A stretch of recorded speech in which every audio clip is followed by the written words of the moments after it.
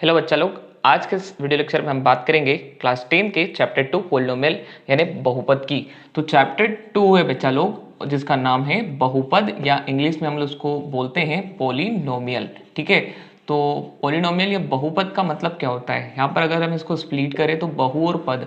बहु का मतलब होता है कि एक या एक से ज़्यादा, ठीक है।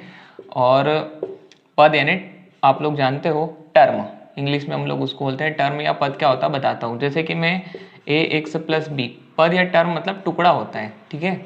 अगर हम यहाँ बात करें कि जैसे मैंने लिखा एक्स प्लस बी, ये मेरा एक रेखिक बहुपद है। रेखिक बहुपद में ये एक टुकड़ा है और ये एक टुकड़ा है। अब टुकड़े कौन करते हैं, कौन से चिन्ह, एक प्लस करेगा और एक माइनस करेगा, ठीक है। अगर यहाँ पर हम ऐसा लिख दें एक्स बटे वाई, तो ये जो है कोई बहुपद नहीं हो सकता, क्योंकि टुकड़ा नहीं कर पा रहा है, टुकड़ा सिर्फ प्लस और माइनस करेगा, ठीक है। अब बहुपद, ये दोनों हमारे बहुपद है। और कैसे बहुपद है? रेखिक बहुपद है। बहुपद जो है उसमें क्या क्या चीजें हैं वो देख लेते हैं। तो वहां पर हम ए और बी यूज कर रहे हैं और सी और डी भी यूज करते हैं।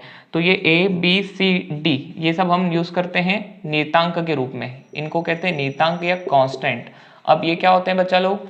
तो नियतांक या कांस्टेंट का मतलब क्या होता है कि आप लोगों के रियल नंबर जो कभी भी चेंज नहीं होते, ठीक है। जैसे कि अगर मैं यहाँ पे लिख दूं कि 2x प्लस 3, तो देखो a की प्लेस पे 2 आ गया, b की प्लेस पर 3 आ गया। अब 2 और 3 एक वास्तविक संख्या है, रियल नंबर है, और रियल नंबर बदलते नहीं है कि भाई आज 2 है तो कल एक दिन बड़ा होके 2 3 बन जाएगा। अब 2 मेरे लिए भी मध्य प्रदेश में भी 2 है, और यूपी दिल्ली कहीं पर भी जाओगे 2 या 2 2 ही रहेगा, 3 या 3 3 ही रहेगा। तो ये बदलते नहीं है, ठीक है।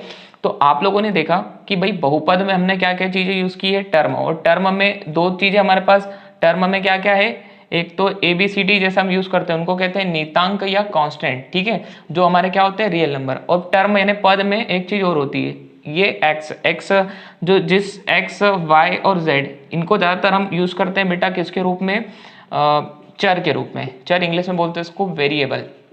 तो चर या वेरिएबल क्या होते हैं, ठीक है, जो बदलते रहते हैं, जिनका मान बदलता रहता है, ठीक है, जिनका मान बदलते रहता है, ठीक, ये कभी फिक्स नहीं रहते, जिनका मान बदलते रहता है, ठीक है। ए वाई प्लस बी भी लिख सकते हो, ए जेड प्लस बी भी लिख सकते हो। और एक्स जो है वो हम लोग इसको चर इसीलिए बोलते हैं क्योंकि इसका मान जो है वो फिक्स नहीं रहता। और constant A B C D हम कांस्टेंट की जगह यूज करते हैं। कांस्टेंट क्या होते हैं, रियल नंबर होते हैं जिनका मान बदलता नहीं है। जैसे कि आप लोग जीवन में देखते हो कि आपके कुछ ऐसे फ्रेंड्स होते हैं जो हमेशा परमानेंट होते हैं, आपके पक्की दोस्ती होती है उनसे, वो कभी बदलते नहीं, तो वो दोस्त आपके नियतांक या कांस्टेंट फ्रेंड हो गए। और कुछ ऐसे फ्रेंड भी होते हैं जो बदलते रहते हैं, कभी आपसे बोलते नहीं, कभी बोलते हैं तो बाद में बोलने लग जाते हैं, तो वो फ्रेंड्स होते हैं आपके वेरिएबल जो बदलते रहते हैं। तो यहाँ पर एक्स वाई जेड जो है बहुपद में वेरिएबल का काम करता है, और ए बी सी डी जो है वो चर का काम करता है, कॉन्स्टेंट का काम करते हैं। तो ये दोनों टर्म मिला के एक बहुपद बनाते हैं, ठीक है। और बहुपद प्लस और माइनस से ही अलग अलग टर्म बनती है। देखिए कि अगर बात करें कि डिवाइड की, तो डिवाइड से बहुपद नहीं बनती। बात समझ में आ गई आपको? अब महत्वपूर्ण चीज है कि बहुपद क्या होता है, बहुपद की परिभाषा क्या होती है वो हम लोग देख लेते हैं। तो बहुपद क्या होता है देख लिया, बहुपद की हम परिभाषा देख लेते हैं। जिस भी बीजीय व्यंजक में चर की घात पूर्ण संख्या होती है वो बहुपद कहलाता है। मैंने अब अभी आप लोगों को यहाँ पर बताया कि जैसे कि ये कोई बीजीय व्यंजक है, ठीक है, जिसमें दो पद है। अब दो पदों में वेरिएबल भी है और कांस्टेंट भी है। कांस्टेंट मतलब अचर और वेरिएबल मतलब एक्स, चर जो बदलता रहता है। तो यहाँ पर अगर हम बात करें तो ये जो चर है ना, इस चर की घात पूर्ण संख्या होना चाहिए। तो इसकी घात अभी क्या है, एक है, और एक पूर्ण संख्या में आता है ये रहा, ठीक है। इसलिए ये इसको हम बोल सकते हैं कि ये बहुपद है। अगर हम बात करें कि 1/x + 2 क्या ये बहुपद है, तो आप लोग देखोगे कि ये x जो है नीचे है। अब इस x को अगर हम ऊपर लाएंगे तो इसकी पावर क्या हो जाएगी, x की पावर -1, ठीक है।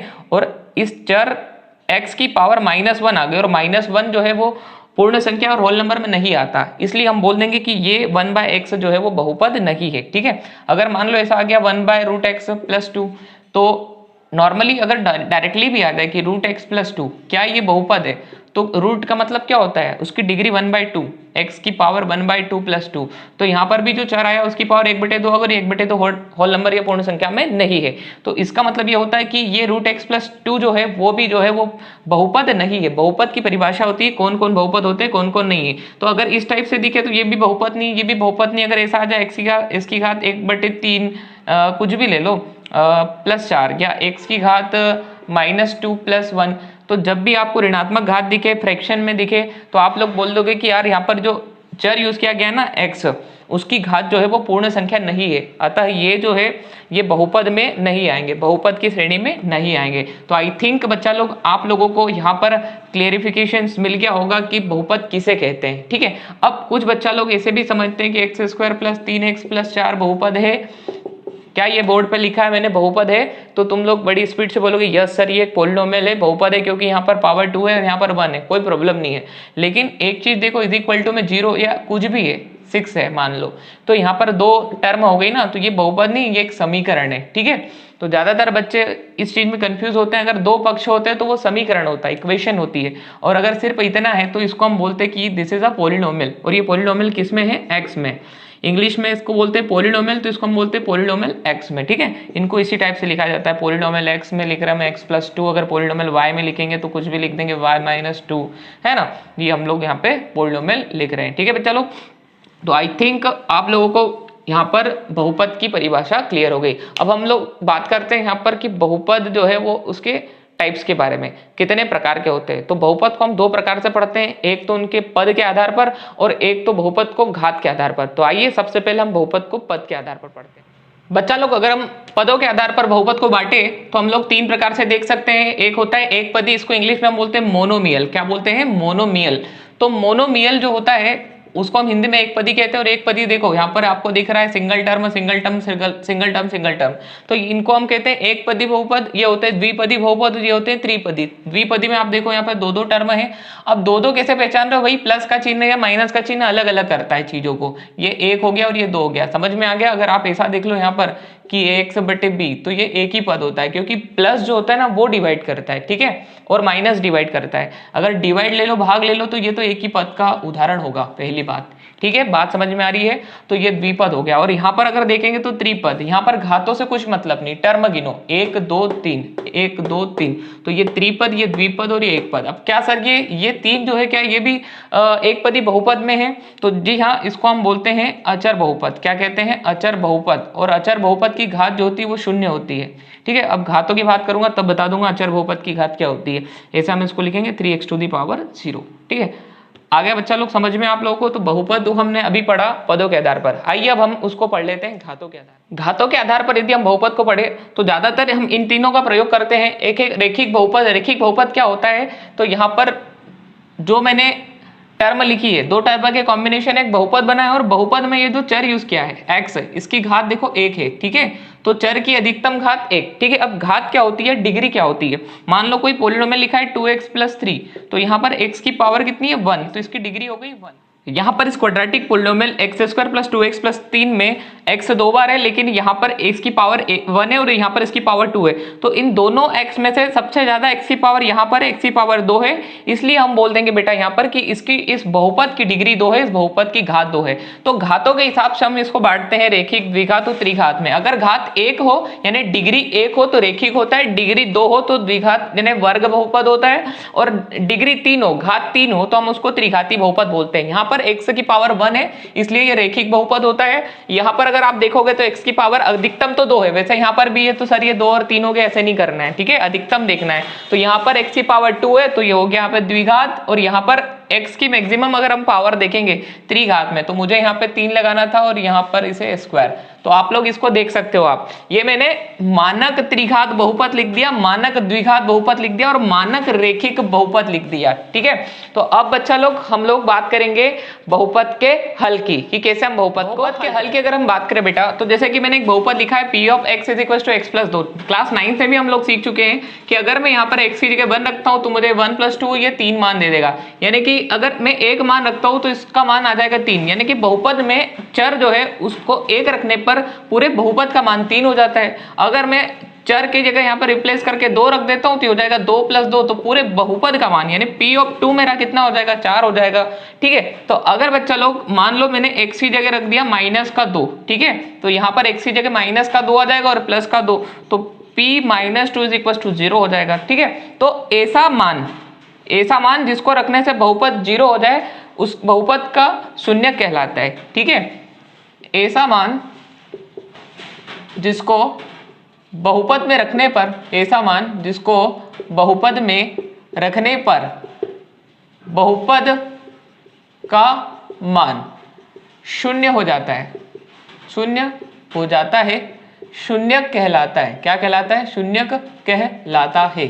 ठीक है, तो शून्यक क्या कहलाता है समझ में आ गया, किसे कहते हैं? ऐसा मान जिसको बहुपद में चर की जगह रखने पर वो बहुपद शून्य के बराबर हो जाए। जैसे कि मैं यहाँ पे p ऑफ x बराबर x+2, यानी कि ये पोलिनोमियल है किसमें? x में। क्या है? x+2 में। तो मैंने अभी यहाँ पर आपको बताया कि यहाँ पर ऐसा कौन सा मान रखे, ऐसा कौन सा मान रखे कि बहुपद 0 हो जाए। तो मैंने रखा p ऑफ -2, तो ये -2+2, तो ये p ऑफ -2 मेरा क्या आ गया? शून्य आ गया। तो क्या ये चीज बच्चा लोग आपको समझ में आ रही है? इस -2 को इस बहुपद का शून्य कहते हैं। मतलब p ऑफ x बराबर x+2 का शून्यक अगर पता करोगे तो उसका शून्यक क्या आ रहा है? -2, क्योंकि वो ऐसा मान है जिसको मैं x की जगह यहाँ पर रखूंगा तो ये बहुपद मेरा क्या हो जाएगा? शून्य हो जाएगा। ठीक है, अब मैं आप लोगों को रेखिक बहुपद के मानक रूप को सोल्व करके दिखाता हूं कि जैसे कि मानक रूप क्या होता है, इसका होता है ax + b। बेटा ये p ऑफ x है, तो क्या आप मुझे बता सकते हैं इसका शून्य क्या आएगा? तो शून्य क्या होता है भाई? ऐसा मान जिसको रखने पर ये शून्य हो जाए। तो चलो क्या रखने पर शून्य होगा हम पहले ही पता कर लेते हैं ना, इसके बराबर में शून्य रख दो तो ax बराबर, ये प्लस का भी उधर जाएगा, क्या हो जाएगा? माइनस का। ठीक है, और ये गुणा से भाग में जाएगा तो माइनस का b/a। मतलब x का ये वाला मान रखने पर अगर मैं यहाँ पर रख दूं तो ये भी शून्य हो जाएगा। कैसे? जरा देखो, p ऑफ x बराबर क्या है बेटा? ax + b। तो p ऑफ -b/a, x की जगह रख रहा हूं मैं, a गुणा -b/a प्लस b, a से a कट जाएगा, -b + b, देखो 0 आ गया। समझ में आई बात? तो शून्य की क्या कहलाता है? ऐसा मान जिसको हम वेरिएबल या x की जगह रखें जिससे पूरा बहुपद शून्य हो जाए वो उसका शून्यक कहलाता है। ठीक है, तो अगर हम देखें कि शून्यक होता क्या है तो हमारे सामने ये रहा शून्यक, ये एक शून्यक है। ठीक है, क्या सर ये कैसे? जैसे कि मान लो यहाँ पर है p ऑफ x बराबर x+2, तो इसका शून्यक क्या है? आप यहाँ पे क्या रखोगे तो -2 मिलेगा। तो तुम अगर सोच नहीं पा रहे हो तो क्या करना, इसको 0 के बराबर कर दो। तो क्या आ गया? -2। तो आप यहाँ पे क्या रखोगे? -2। तो -2 इस बहुपद का क्या हो गया? शून्यक हो गया। जैसे -2 इस बहुपद का शून्यक होता है वैसे ही यहाँ पर तुम क्या रखोगे? ये स्टैंडर्ड है ना, ये मानक बहुपद है, मानक रेखिक बहुपद है, इसमें यहाँ क्या रखोगे कि शून्य हो जाए? तो यहाँ रखोगे तुम माइनस का a/b, अभी मैंने बताया इसमें। ठीक है, तो माइनस का a/b जब सॉरी माइनस का b बटे, क्या रखोगे? माइनस का b बटे। तो माइनस का b बटे रखोगे तो ये बहुपद भी क्या हो जाएगा? शून्य के बराबर। तो माइनस का b बटे ax + b का शून्य कहलाता है। तो यदि आपसे पूछा जाए कि रेखिक बहुपद का शून्य क्या होता है तो आप क्या कहोगे? -b/a। ठीक है, मैं इस चीज को मिटा रहा हूँ यहाँ पर और उसे लिख रहा हूँ जो चीज हमको डिस्कस करना है कि भाई रेखिक बहुपद का शून्य क्या है। तो ये आपका है रेखिक बहुपद है x + b। अब अगर इसके शून्य की बात करें तो इसका शून्य क्या होता है? इसका शून्य होता है, शून्यक मैं लिख रहा हूं यहाँ पर -b/a। अब बच्चा लोग आप देखें ये है क्या? आगे लगा है -b, क्या है? यहाँ पे कांस्टेंट टर्म है, अचर पद है। क्या है? कांस्टेंट टर्म या अचर पद। और अगर हम a की बात करें तो a क्या है? x का गुणांक। तो हम यहाँ पे ऐसे लिख सकते हैं x का गुणांक। तो जो शून्यक होता है ना उसका गुणांकों से संबंध भी होता है। शून्य क्या है? -b/a, तो उसका किससे क्या संबंध है? माइनस अचर पद ये वाला और x का गुणांक a आया। समझ में आया?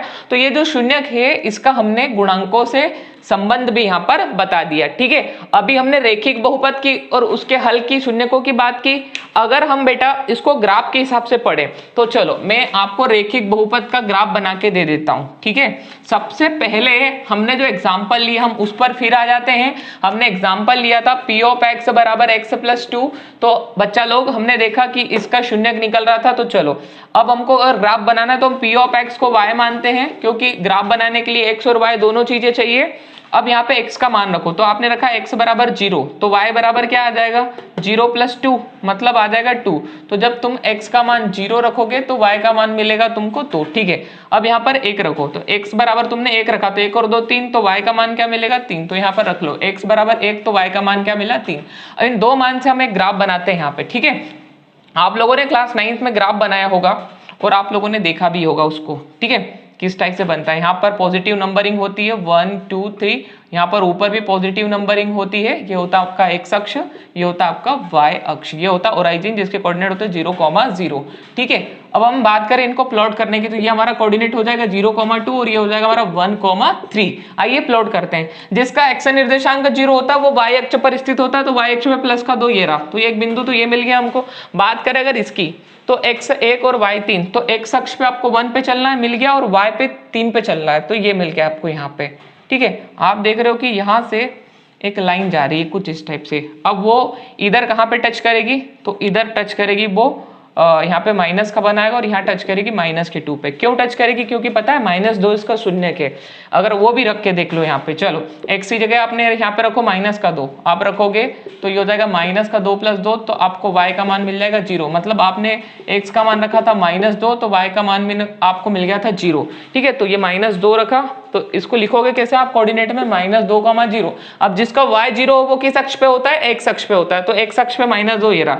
तो आप देखें कि एक स्ट्रेट लाइन बनी, तो रेखिक बहुपद जो होता है उसका ग्राफ एक सरल रेखा होती है। ये 9th में पढ़ के आए हो आप लोग कि रेखिक बहुपद का ग्राफ एक सरल रेखा होती है। अब यहाँ पर क्या समझाने वाला हूं मैं, ये समझाने वाला हूं कि रेखिक बहुपद का जो ग्राफ होता है, वो ग्राफ में वो लाइन, जो ग्राफ वाली लाइन x अक्ष को कहां पर काट रही है, देखो -2 पर काट रही है। कहां काट रही है, x अक्ष को -2 पे, y को काट रही है, उससे लेना देना नहीं, x को कहां काट रही है, -2 पर। तो ये जो ग्राफ वाली लाइन है ये x को -2 पर काट रही है, इसका अर्थ क्या हो रहा है कि इसका शून्यक होगा -2। समझ में आया। तो अगर कोई ग्राफ आपको ऐसा दे दिया जाए और एक लाइन खींच दी जाए और यहाँ पे 3 पे काट रही, तो इसका मतलब ये है कि जिस भी बहुपद की ये ग्राफ है उसका शून्यक यहाँ पे 3 होगा। आ गई बात समझ में, चलो ठीक है। अब हमने यहाँ पे रेखिक की तो बात कर ली, आइए हम क्वाड्रेटिक या द्विघात। अगर आप द्विघात बहुपद के हल की बात करोगे तो मैंने यहाँ पे मान लो एक द्विघात बहुपद ले लिया, p of x = x² plus -5x + 6। चलो ये मैंने द्विघात बहुपद ले लिया। अब हम इसके हल की बात करें तो यहाँ पर मैं 0 रख के देखता हूँ, तो मुझे मिल रहा है ये भी 0, ये भी 0, यहाँ मिल रहा है 6। तो चलो मुझे 6 मिल गया, ठीक है। अभी भी शून्यक नहीं मिला, यहाँ पे 1 रखो तो क्या आ रहा है, यहाँ पे 1 का स्क्वायर -5 × 1 + 6, तो क्या मिला 1 का स्क्वायर 1 -5 + 6, 6 1 7 में से 5 गया 2। अभी भी शून्यक नहीं मिला। चलो अब हम 2 को ट्राई करते हैं। तो यहाँ पे हमने रखा p ऑफ 2, तो क्या देख रहे हैं आप लोग, यहाँ पे हो जाएगा 2 का स्क्वायर -5 × 2 + 6। अब 2 का स्क्वायर होता है 4, -5 10, ये 6 और 4 10, 10 - 10, तो क्या आ गया 0। तो एक चीज क्लियर हुई आपको, ऐसा मान आ गया जिसको रखने पे बहुपद शून्य हो गया, तो यही मान इसका क्या कहलाएगा, शून्यक। मतलब इस पॉलिनोमियल का एक 0 हमको मिल चुका है, जो क्या है 2। अब आगे ट्राई करते हैं। चलो अगर मैं 3 से ट्राई करता हूं तो क्या हो जाएगा, 3 का वर्ग -5 × 3 + 6, तो 3 का वर्ग 9 और ये हो जाएगा 15 + 6, 9 और 6 जुड़ के हो जाएगा 15, -15 तो 0, तो ये हो जाएगा p ऑफ 3 = 0। मतलब ये भी एक ऐसा मान है जिसको रखने पे बहुपद शून्य हुआ, तो ये भी उसका क्या कहलाएगा, शून्यक। तो इतना आसान नहीं होता वैसे मध्य पद को तोड़ना होता है। मैंने एक आसान क्वेश्चन लिया था, तब जाके मुझे पता चला कि यार ऐसे वैल्यू रख के कहाँ तक देखोगे, ये कोई तरीका नहीं है। बस मैं आपको बता रहा हूँ कि हल कैसे करते हैं, कि भाई शून्यक होता क्या है। शून्यक आपको पता चल गया, ऐसा वैल्यू होता है जिसको पुट करने पे पॉलिनोमियल क्या हो जाता है, 0। अब आपको जैसे कि पता हो गया कि 2 और 3 इसका शून्यक है, ठीक है। तो हम लोग अगर इसका ग्राफ बनाएंगे तो जो भी हमारी लाइन बनेगी वो x अक्ष पे 2 और बिंदु 2 पर और बिंदु 3 पर काटेगी। तो इससे हमको पता चल जाएगा कि इसके शून्यक क्या है, 2 और 3 है, ठीक है। तो सबसे पहले हम लोग अगर हमको ग्राफ बनाना होता है तो हम लोग क्या करते हैं, इसको y मानते हैं और x वर्ग -5x + 6। तो वो पूरा करने की आवश्यकता नहीं है। आपको यहाँ पे 2 और 3 दिख रहा है कि भाई हमने, अगर हम बात करें क्योंकि काफी बड़ा हो जाएगा क्वेश्चंस, मैंने आपको जियोजेब्रा पर एक वीडियो बना के दिया है जिसमें आपको ये दोनों चीजें क्लियर हो जाएगी कि अगर y = x + 2 रखते होते, एक लाइन स्ट्रेट लाइन बनती, कहाँ काटती है, x अक्ष को, जहां काटती है वो उसको शून्यक होगा, तो -2 पर काटती है। और एक इसके लिए भी है कि y बराबर अगर बात करें x वर्ग -5x + 6 की, और इसके अलावा एक और दे रखा है आपको x वर्ग +5x + 6 की, तो आपको ये पता चल जाएगा कि अगर हम बात करें कि रेखिक बहुपद के लिए ग्राफ तो वो होती है कि स्ट्रेट लाइन, जिसको कहते हैं हम एक सरल रेखा कहते हैं, ठीक है। और अगर हम द्विघात बहुपद की बात करें तो ये x अक्ष है और ये y अक्ष है, तो ग्राफ जो होता है ना वो एक परवलय होता है, या तो ऐसा बनेगा या तो ऐसा बनेगा। परवलय मतलब जो होता है जो x अक्ष को काटता है वही वो y को भी काटता है, लेकिन वो x अक्ष को जितनी बार जहां जहां काटेगा वो उसके शून्यक होंगे। तो अगर हम बात करें इस बहुपद के शून्यक क्या है, तो इस बहुपद का जब ग्राफ बनेगा, आप जियोजेब्रा में देखोगे, इस बहुपद का जब ग्राफ बनेगा तो इसका ग्राफ 2 और 3 पर काटेगा। मतलब अगर यहाँ पे 2 है और यहाँ पर 3 है तो ग्राफ ये बन गया। बात समझ में आ रही है। अब ये समझो कि किसी भी बहुपद की अधिकतम कितने हल होते हैं, तो अगर वो रेखिक बहुपद है, उसकी डिग्री 1 होती है, तो उसके मैक्सिमम एक ही हल हो सकता है या कभी कभार नहीं भी हो, ठीक है। अगर वो द्विघात बहुपद है, क्वाड्रेटिक पॉलिनोमियल है, तो उसकी डिग्री क्या होती है, 2 होती है ना। इसका मतलब उसके अधिकतम हल कितने होते हैं, 0 1 और 2। ठीक है। अगर कोई द्विघात बहुपद है तो उसके अधिकतम कितने होते हैं? 2, लेकिन हो कितने सकते हैं? 0 भी, कुछ भी नहीं हो सकता, 1 भी हो सकता है और 2 भी हो सकता है। समझ में आया? तो कोई द्विघात बहुपद है उसके अधिकतम 2 हल हो सकते हैं, लेकिन 0 भी हो सकता है, 1 भी हो सकता है और 2 तो होगा ही होगा। अगर कोई त्रिघात बहुपद है, मतलब क्यूबिक पॉलिनोमियल है, तो उसके अधिकतम 3 हल हो सकते हैं, लेकिन 2 भी हो सकते हैं, 1 भी हो सकता है और 0 भी हो सकते हैं। कि सर ये कैसे? कभी कभार क्या होता है, जैसे द्विघात बहुपद को आप सॉल्व करोगे तो मैं आपको ये एग्जांपल पढ़ाऊंगा 2.2 का बेसिक पढ़ाऊंगा। उसमें क्या होता है कि अगर आप एक क्वाड्रेटिक पॉलिनोमियल को सॉल्व करते हो और आपको जो शून्यक प्राप्त होते हैं वो शून्यक बेटा सेम होते हैं, जैसे कि 1/2 और 1/2, तो अब इसको 2 तो नहीं बोल सकते ना, इसको तो 1 ही बोलेंगे। इस प्रकार होता है कि कभी कभार अधिकतम 2 होते हैं तो कभी 1 ही होता है। ठीक है, बात समझ में आ गई? तो ये 2.1 में आपको काफी हेल्पफुल रहेगा। अब आगे आप लोग देखोगे जियोजेब्रा पर कैसे हम लोग इनके सॉल्यूशंस देखते हैं। और जियोजेब्रा पर जाने से पहले मैं आप लोगों को बता दूं कि अभी तक हमने जो पढ़ा वो 2.1 का बेसिक था, यानी कि 2.1 में क्या आएगा, आप लोग देखोगे कि इस टाइप से आपको ग्राफ मिलेंगे और कोई भी लाइन एक्स अक्ष को जितनी बार काटेगी वो उसके शून्यकों की संख्या होगी और वही जहां जहां काटेगी वो उसके शून्यक होंगे। तो आइए अब जियोजेब्रा पर देख लेते हैं। जैसा कि बच्चा लोग हमने वीडियो में देखा कि हमने 2 बहुपद यहाँ पे यूज़ किए हैं और उनको अगर हमको हल निकालना है तो हम लोग उनको इक्वेशन के फॉर्म में लेके आते हैं। जैसे कि मैंने वहाँ पर एक बहुपद यूज़ किया था y बराबर x + 2। तो आप लोग बच्चा लोग उसका एक ग्राफ देख पा रहे हो यहाँ पर। मैं आपको दिखाता हूँ।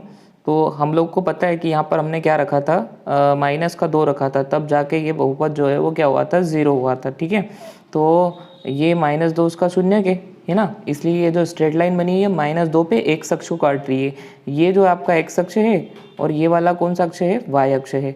ये हॉरिजॉन्टल क्षैतिज x अक्ष है और ये जो ऊर्ध्वाधर आपको दिखाई दे रहा है, सॉरी ये जो ऊर्ध्वाधर आपको दिखाई दे रहा है इसको हम कहते हैं y अक्ष। ठीक है, तो -2 आपको समझ में आ गया, इसका एक शून्यक हो गया। अगर बच्चा सेकेंड हमने जो एक एग्जाम्पल लिया था जैसे कि x² और 1 मिनट -5x +6, अगर हमने सेकंड एग्जांपल लिया था, अगर हम इसका ग्राफ बनाए बच्चा लोग, तो आप लोग यहाँ पे क्लियर देख पा रहे हो कि एक पैराबोला बन रहा है। क्या बन रहा है? एक पैराबोला बन रहा है। ठीक है, और एक पैराबोला मतलब परवल है हिंदी में। देखो वो कहाँ काट रहा है, 2 और 3 पर।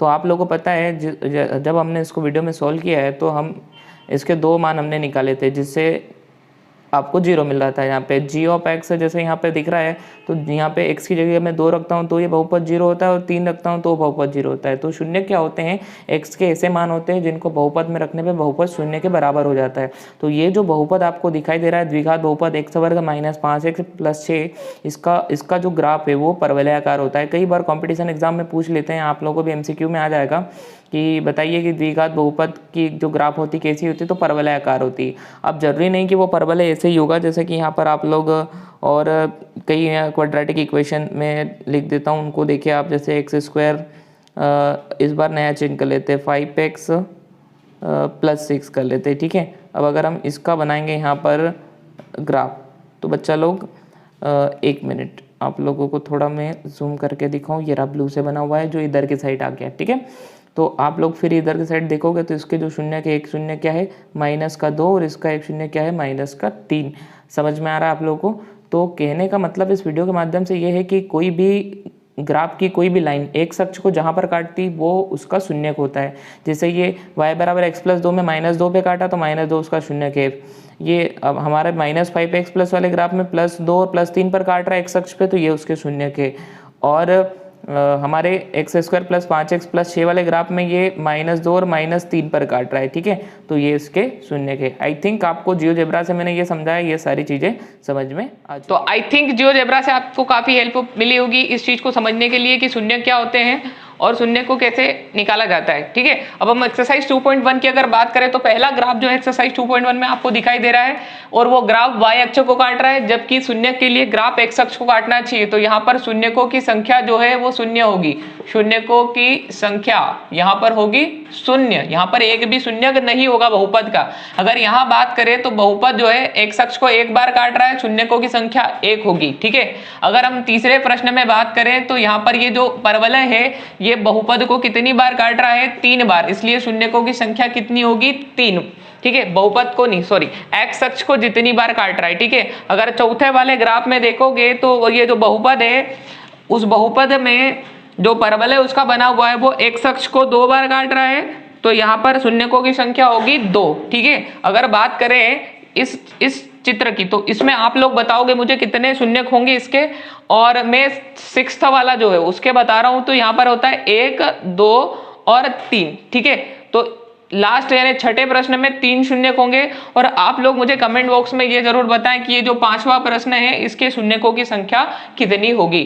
तो आई थिंक बच्चा लोग आप लोग को ये समझ में आ गया। एक बार कंक्लूजन के रूप में मैं और बता देता हूं कि कोई भी परवलय हो, अगर x अक्ष को 4 बार काट रहा है तो शून्यकों की संख्या 4 होगी, x अक्ष को 5 बार काट रहा है तो शून्यकों की संख्या 5 बार होगी, यानी 5 होगी। यानी कि शून्यक कैसे निकलते हैं, कोई भी ग्राफ x अक्ष को जितनी बार काटे उतने उसके शून्यकों की संख्या होगी। तो यदि बेटा आपको ये वीडियो समझ में आया हो तो इस वीडियो को लाइक कीजिए, और मेरे इस YouTube channel DBK maths classes को यदि अभी तक आप लोगों ने सब्सक्राइब नहीं किया हो तो सब्सक्राइब कर लें और बेल आइकन को भी प्रेस कर दें, ताकि अगले आने वाले वीडियो का नोटिफिकेशन सबसे पहले आपके पास हो। पढ़ते रहिए, ऑल द बेस्ट।